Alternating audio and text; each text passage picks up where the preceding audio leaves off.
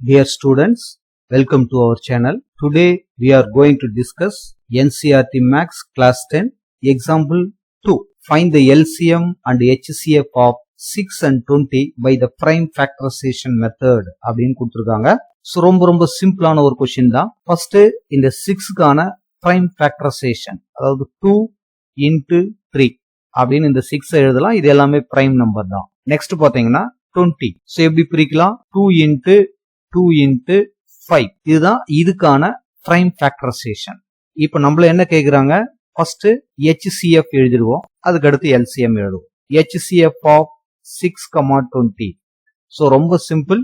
HCF அப்படிங்கிறது highest common factor, அதாவது இந்த ரெண்டு நம்பரையும் டிவைட் பண்ணக்கூடிய ஹையஸ்ட் ஃபேக்டர் எது, ஹையஸ்ட் நம்பர் எது, அதுதான் இப்ப நம்ம பார்க்க போறோம். சோ இது ரெண்டுத்திலையும் காமனா இருக்கிற அந்த நம்பர் தான் அது. சோ ரெண்டுத்திலையும் காமனா இருக்கிறது 2 ஒரு முறை இருக்கு. சோ அந்த 2 தான் இதுக்கான HCF. இந்த 6ஐயும் இந்த 20யும் இந்த 2வை விட ஒரு பெரிய நம்பர் எக்ஸாக்டா டிவைட் பண்ணவே பண்ணாது. சோ அதுதான் HCF ஓட மீனிங். ஆல்ரெடி நம்ம பார்த்திருக்கோம். நெக்ஸ்ட் பாத்தீங்கன்னா LCM லீஸ்ட் காமன் மல்டிபிள்.